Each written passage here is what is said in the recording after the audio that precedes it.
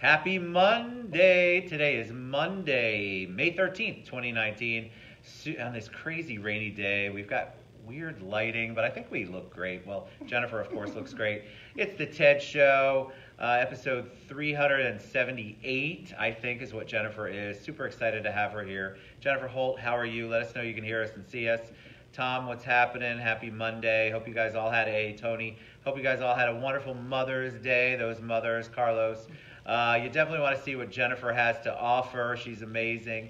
So we got thumbs up. We're getting hearts. So that means people can hear us and see us. She's all the way here from Dubai just to come to the TED Show. That's not true. But she is here, and I'm super excited to have you on. Thanks. We finally did it, right? We did. Doesn't she look wonderful, John? Thank you. Happy Monday, Carlos. All right, so we're here in this crazy dark-ish room with this lighting that shows my 9 head. We're trying to get the powder stuff going. I don't know. So she is, if you don't know, she is the sister of one of our guests, one of my dear friends, Jebailey, and she came in, of course, because we just had Black and White Weekend on Friday, and she's here to always support Isam and everything else. Hey, John, howdy, Shell. What's up, Ralph? All right, so welcome. Thank you. I'm super excited. I love the title of the show. I'm fascinated about Dubai. I love entrepreneurship. You have motherhood in there, which is great. I didn't put fitness in there because I'm not super excited about fitness, but I'm super excited to hear what you have to say about your business. All right, so give us a little background on you. People want to know a little bit about you. Okay, well, first of all, hi, everyone. I'm really excited to be on the TED Show. My name is Jennifer. And I live in Dubai. I've lived in Dubai for 21 years, and it's a big shocker because people ask me, wow. I'm like, I know, I'm a Floridian, born in Canada, raised in Orlando, Florida by my wonderful parents.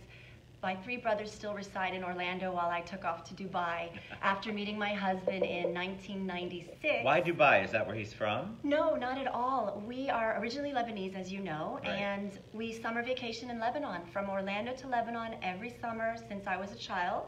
And I was 21 years old, taking a college break, summertime with my family, flew over to Lebanon, as I usually do. Chance encounter with this 25-year-old Euro-railing Australian Lebanese gentleman.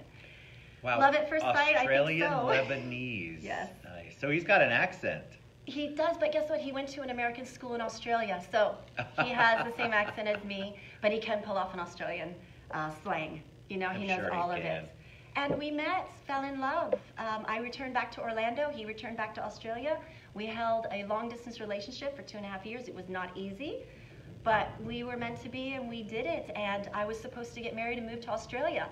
He just calls me up in 1998 while we were engaged. Our wedding was that summer, and said, Jen, get on the internet, look up UAE, tell me what you think. This new up-and-coming place called Dubai, I think I'm going to take a job there. I got a job offer. Wow. I went on the internet. I looked it up. It looked like upcoming New York. Right? I said to my husband, I go, it looks Western. It's in the Middle East. But being Lebanese, we're used to the Middle East. So Sure. I told my husband, go to that interview, fly on over, check it out, tell me what you think. He took the job. We got married within that year, and I moved over. And so what was his business that brought him there? He was working for AC Nielsen, that TV ratings. Oh, yeah. And AC Nielsen had an office in Dubai. No way. And he moved over there. He doesn't work for AC Nielsen at the moment, anymore, but that's what brought us over there. So what was so how old are you then? 20-something. I won't date you, all right? So you had your career, or you were working on your career? I graduated from Flagler College in St. Augustine with a marketing degree and business and a minor in public relations and communications. And I moved over to Dubai. Within 2 weeks, found a job in marketing in the field of what I do. Exercise was always a hobby. It was always on the sideline. Such an interesting hobby for those of us who don't have that hobby. But Hisam's the same way. Did you grow up in a family that exercise was important, or fitness was important? I don't know how it happened. I just think it was our outlet. Some people choose a different outlet, whether it's gaming, Nintendo. I don't know. Our outlet for relieving stress for us was exercise. We found it relieving, and it gave us that relaxation we needed. And how was it being? So you're moving away. You're You're the only girl, I am. right? I know. So how did mom and dad feel about you moving that many miles away? Ted, that's not an easy question. It was difficult for all of us, but My parents knew I was very grounded, I was very confident, and I was in love. I was in love, and living and being raised in Orlando, I couldn't wait to venture out. And traveling to Lebanon helped a lot. Sure. Dad took us on vacations, so it's not like I never left the U.S. Right. So traveling outside, it was just a new venture, a new life. And then you have 3 children. Yes. So as the grandchildren, how has that been? They were all born in Dubai? No, Oh, I came no. back to Florida. You I was next to my mommy.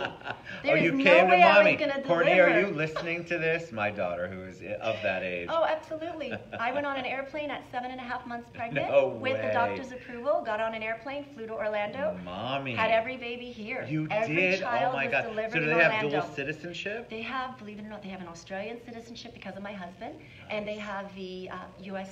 citizenship. Nice. Okay, And so. I've kept the Canadian citizenship. I've never had to release it as I was born there. Wow. Yeah. So you're multicultural. Yeah. What do the kids think about living there? I mean, I want to get to your story, but I also think people, it's so cool when we have children. They were born here, but they're basically been raised in Dubai. Correct. By American, Canadian, Australian. Multicultural. Dubai is a hub for that. Is it? Yeah. I've never been. We were talking about before the show that I want to go. I have many friends who have been and absolutely love it. But how is it for them having? Is it a harder transition? Are there that many kids like them there? Or are they having to deal with the culture? How does that work? It's such a great question. Dubai is a hub for Westerners. We are coming from all over, residing in Dubai for business, and I think Dubai is one of the biggest hubs for trade and marketing and business and real estate and everything. So when we moved there, we immediately adapted because it was so westernized. And the children, even though they were born in the U.S., they went to nursery schools. They were all American. So you have whatever culture you're from, you can find an Australian university, nursery school. You can find a British. You can find whatever culture you're from. You land in Dubai, and you just find what works for you. So the kids have been going to a nursery school that is called Dubai American Academy. Now they're teenagers, so they go The fact that you have teenagers They're is amazing. teenagers now, so they've been raised in Dubai, but we, out of 12 months out of the year, we travel to Lebanon for Christmas. We come to Orlando for summer times. So they're constantly outside of Dubai. They're there for schooling. Friends are from all over. So the girls, they have friends from every nationality. They're all Westerners.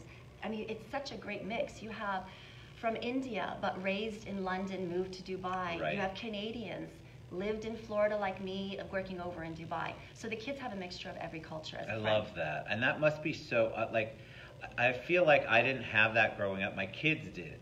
And I feel like that just made them so much more multi-dimensional. Like you're used to travel, which I love. You're used to being around people of different cultures, which I love. And then I feel like that gives you this opportunity, this window of things that you could do that you might not do if you hadn't had that opportunity. Correct. So talk about the entrepreneurship, because that's the second part. I definitely want to visit favorite. Dubai, right? Yes. But I want to hear about the entrepreneur part because you are a marketing degree from Flagler College, and then you moved there with your husband. Correct. And then what do you do to develop yourself in a place where you know no one? A lot of business owners are in that spot when they're trying to make a leap. So this is a universal question. Yeah, it's a risk for everybody. My situation was a lot easier. And I talk to people all the time that want to make the leap that I made. And I always go back to how I started. My husband and I came into Dubai with starting from scratch. He worked for AC Nielsen and then a couple years later moved to another company in Dubai. I worked for several American companies. TGI Fridays was one of them. I worked for Chanel. I worked for Polo Ralph Lauren, all within the marketing department. But always in the back of my head, my passion has always been fitness. But I never thought in 1998 I could get a degree in biology or human anatomy and become a fitness instructor. At the time, I think, it wasn't up and happening. It was maybe PE teacher. It was called PE teacher, and I knew that wasn't exactly what I wanted. It's not you. It wasn't me, so I went into the marketing aspect. I worked in marketing for about 10 years. So we're talking 1998 to about 2008. I had my third child already by then, still working at that time with Chanel. And when my husband and I have to be honest, were financially comfortable, I stopped working. I took a sabbatical and started raising the girls. And what really happened, the conversation is so clear in my head. My husband would come home and go, "You have to stop talking diapers, kids. You got to get back to work." I called my boss. She gave me an offer. Came home and told my husband, "I'm not taking it. I can't see myself in an office anymore." And because we were financially comfortable, I'd like to say, Sure. husband loved his job. He didn't want to take a leap of opening up his own company or working on his own. He was very comfortable. Sure. Because he is actually director and CEO of his own job right now. Wow. So he's comfortable working for someone else, and that gave me the opportunity to pursue what I have been doing now for 10 years. Okay, so what is that you've been doing for 10 years? So it was in 2007 that I started putting together a business plan. Because my husband said, "If you have an idea and you don't want to work for someone else, I need to see a business plan." Smart I said, man. "Yeah." Why not? So I did my pros and cons on a piece of paper, and I still have that piece of paper 10 I bet years you later. do, no doubt. Yeah, that piece of paper showed the pros and cons of becoming a fitness instructor in Dubai. How much is it going to cost? How much do I think I can make the first month? And I set it up and I told him, I think I can make the same amount of money I was making working for Chanel. My husband loved the idea. I also went back to 5 other fitness instructors and asked them how has work been like for them. We're talking 2007, 2009. Took the leap. I actually went back to college, studied. You did? Why did you go back to college? Well, I found out that to get a certification in personal training, there was a course at the American University of Dubai. Registered, paid my fees within 6 months, so it was a crash course in personal training. It wasn't a degree. That would have had to have been me starting all over again for 4 years. Sure. But I found out that I could get the same degree because I already had an education in being that I've already gone 4 years into college. Right. But I had to learn biomechanics, human biology, kinesiology, fitness, nutrition, health. All I had for to the learn certification. Everything. And my sister-in-law's a doctor. So I would call her to discuss pulmonary heart, the ventricles of the heart. I had Why to learn a fitness lot. instructor? Well, for then it was called personal trainer. But now people call me personal trainer, fitness instructor.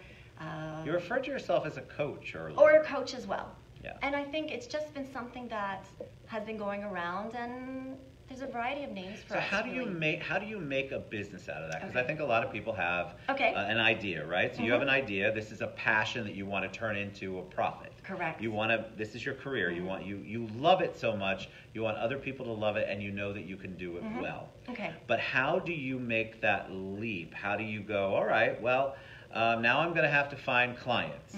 It's all good writing down a business plan. But then you really you just can't write it down. You got to figure out really what you're going to do. That is such a great question too, because I even have the answer for that. Tell us. So I was certified with my personal trainer certificate, and I had my CPR, and I had my first aid. I had everything under my fingertips. I was licensed and ready to go. And then I thought, oh, I have no clients. Okay, so now I'm sitting in my house with all this equipment ready to train someone.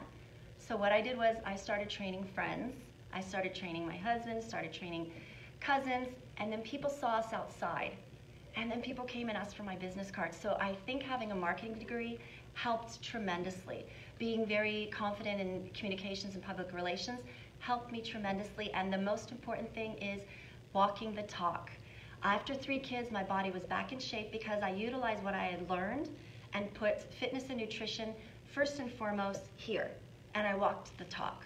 So I was walking around in fitness clothes, and people would stop me. Walking with my 3 children, taking them to school, they would stop me and say, "Jennifer, you're so fit."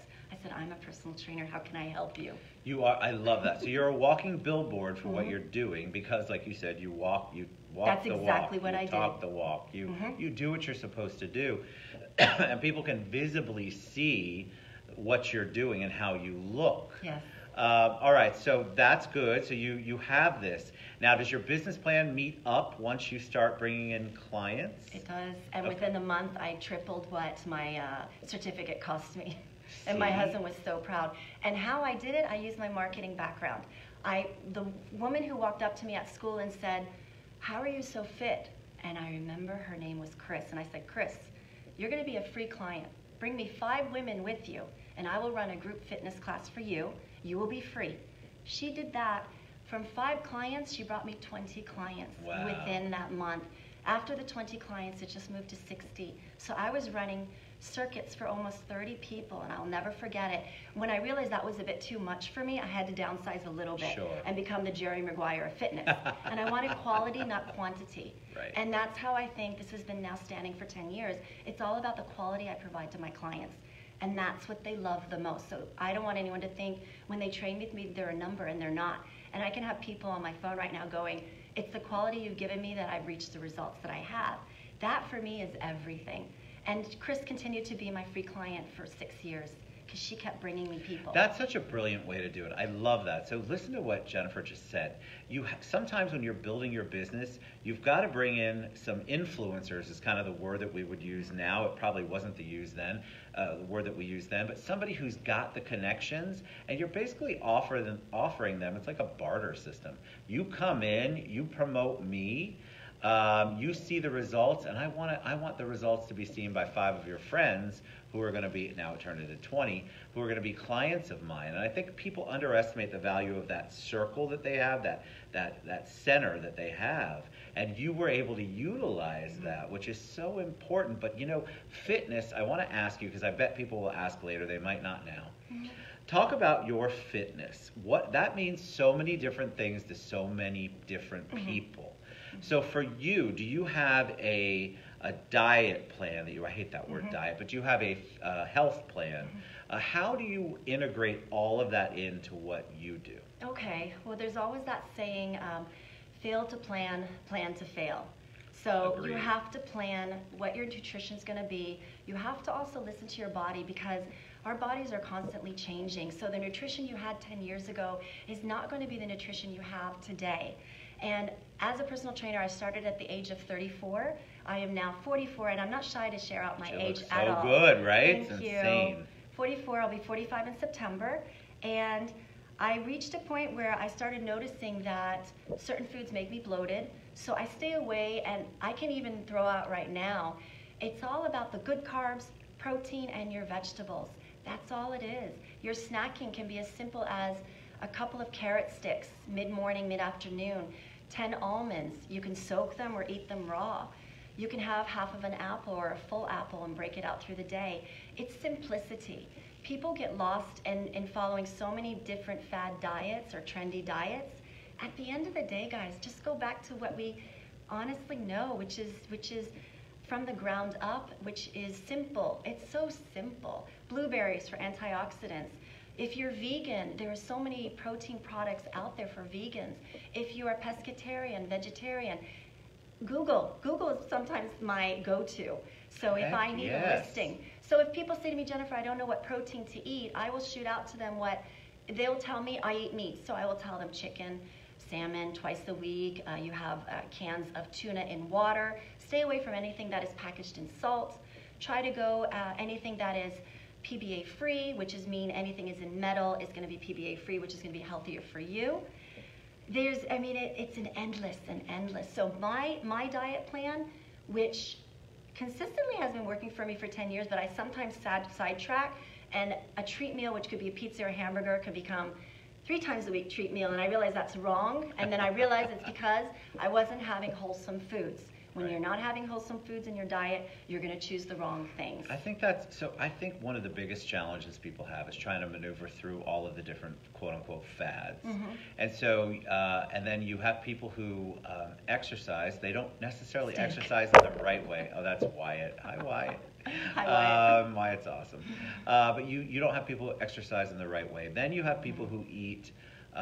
They might be, my vegan friends will talk about this. It's gotten so much better, but everything's vegan, but then it's processed, right? So you've got all these fillers that get added to things, and so there's so much processed food on the market. And I feel like people overeat the processed food too, which contributes no matter what diet you're on, no matter what your lifestyle is. I hate to say the word diet because I don't like that word. But whatever your lifestyle is, whatever your choices you're making for your health, if your primary is processed foods of any kind, you're probably not doing your body any good. And then exercise too. Like I have a hard time because of my back and my neck. And so, but there are things that all of us can do that give us some sort of energy and some sort of burning a little bit of calories. But you can't give up. You can't just be sedentary. Yes. You can't use excuses as well. I mean, I took an MRI 6 years ago because I was having severe back pain. And I blamed it on the 3 epidurals, childbirth, delivery, and carrying every child in a front pack till the age of 2, which I do not recommend mothers do. I think carry your child in a front pack till maybe they're 6 months old. I got a little carried away as a fitness junkie. I put my children on my back, I carried them around, and I was working out and I wasn't stretching enough. And I didn't have yoga in my life as well, or stretching. And so I took an MRI, and it confirmed all that back pain is because I have 1 bulging disc and 2 minors. So 1 major and 2 minors. And I thought, the fitness industry, my life is over. I really started, but my back pain is gone. I did a lot of research. I started stretching again. I started putting more time and effort into my stretching. So my lower back pain, after, it takes time. It's not going to go away right away. It took me about 6 months to maybe 1 year. Still have the bulging discs, but I know how to protect my lower back now. I don't lift heavy anymore. I lift challenging, and I still run, I jump, I lift, I do burpees, I do push-ups. I'm back to normal. I believe it all happened because of stretching. I went back to stretching, and I did a lot of therapy as well that helped out. My therapist showed me a lot more stretches that I needed to do. And you do yoga. And yeah, now I'm doing yoga. I like to say yoga for me, I mean, there's 2 ways of yoga. You take the stretching out of the yoga, or you take the spiritual journey out of yoga. For me, it's been the stretching out of yoga, but it also moved me forward into that spiritual journey where I'm less stressed, anxiety doesn't take over as much anymore because I'm doing yoga and I'm stretching a lot more, which means at least an hour 3 times a week. It's showed me tremendous benefit. What do people do who want to start? So, as a fitness expert, what would you call yourself? A fitness coach. I'll use all the words. A personal trainer. I think a lot of people don't know where to start, and there's so much information. This is the disadvantage of having Google, is that you Google something and you're either dying of it, it doesn't work for you. There's so many different ways to get in it and out of it. How does somebody start? What does somebody do first? Who do they reach out to? Do they go to their local gym where they don't have a connection? Do they begin with a certain change in diet? What are some of your basic recommendations? Okay, my basic recommendation, first of all, you got to go through your lifestyle and see where you can fit fitness into your life.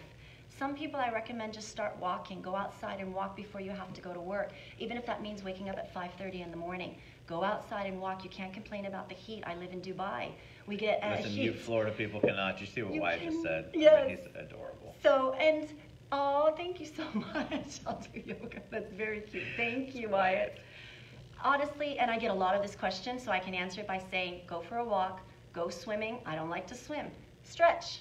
Go to your local gym. What's going to happen is making the first step is going to motivate you, whatever that first step is. There is no right and wrong. I love saying that and reminding people there is no right and wrong. Do not listen to Google. Whatever pops up at the first of the screen, scroll down. Find something that resonates with you. Find something that triggers you and says to you, I like that. Right. And when you find that, you're like, okay, I'm just going to go for a walk.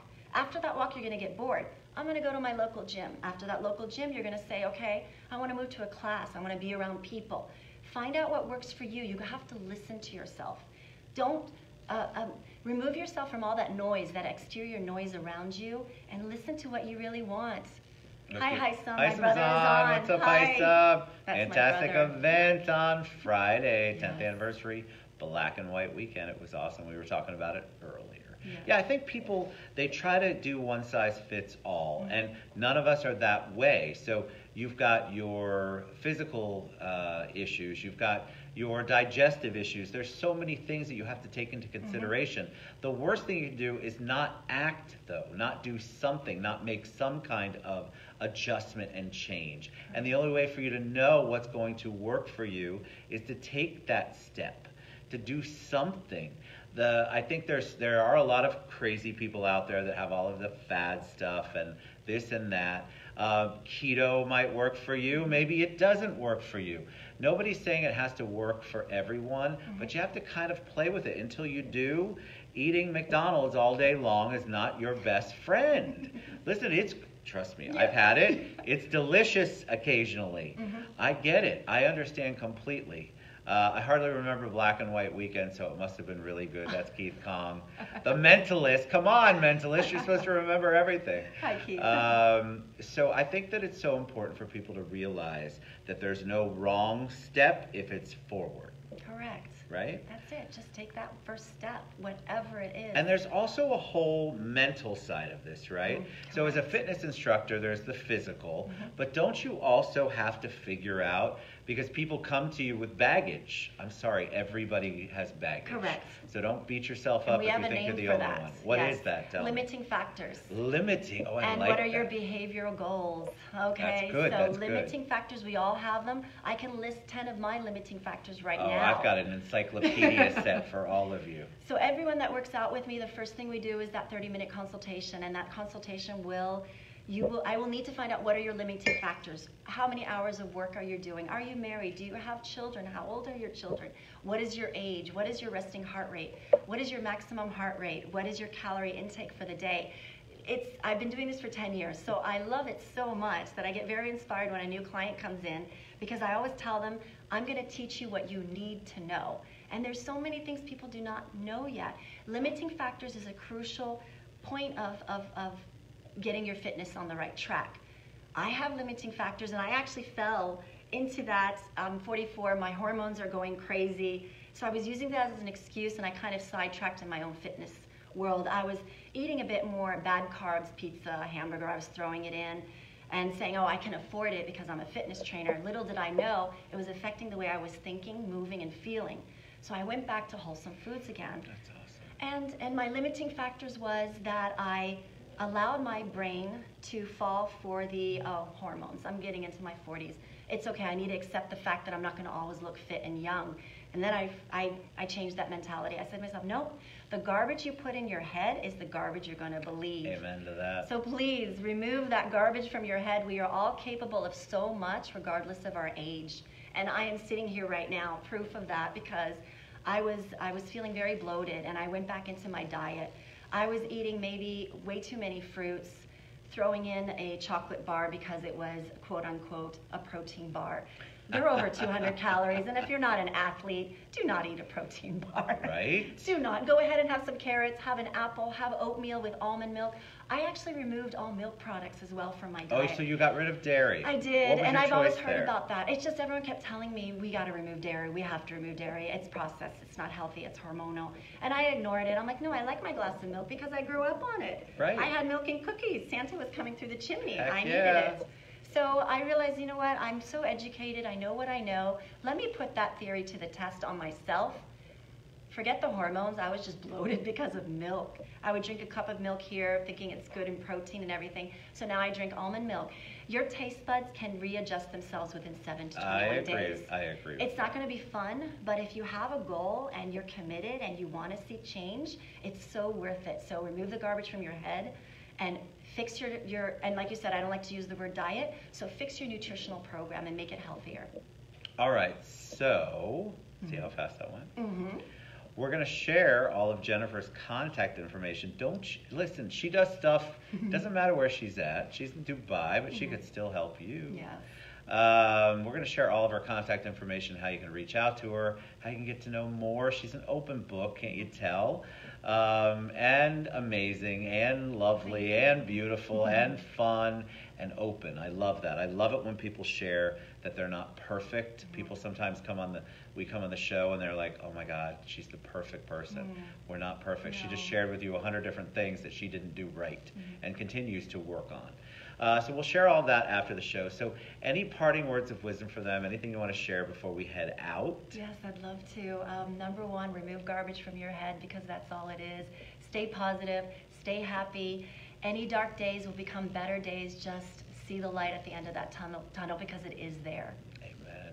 You're a joy to have Thank on the you. show. We finally did it. How long have we been trying? A year. Oh my gosh. But I mean, you look stunning, and this is the great thing. You can obviously see she practices what she preaches, but she's not judgmental. There's not a judgmental bone in her body. All she wants to do, because she has a passion for what she does, is help you. Like, it's what motivates her. Can't you tell? And that's who you want to be with. That's the kind of person you want to have coaching you, helping you, instructing you. So, awesome job. Thank you were you so much, fantastic. I love it. Safe travels back to Dubai. Can't wait for you to come back. We love you guys. We'll be back, I think, tomorrow. I don't know. This day has been crazy already, and it's Monday. But this is Jennifer Jebailey Chalouhi. Yes. All right, I did it. We love you too, Isom. We were talking about it earlier. Fantastic event on Friday. Got to give a shout out to our friend, our brother, Isom Jebailey for Black and White Weekend. Put her on the monthly list. Wyatt, we're gonna disconnect now. Thank you, Wyatt. You can't I make like it up. Wyatt. Wyatt's fantastic. Whenever he sees an attractive person on, he's gonna comment. All right, we love you guys. Reach out to Jennifer. Love I'll you share all guys. her Thank contact. you. Mwah. Mwah. See you soon.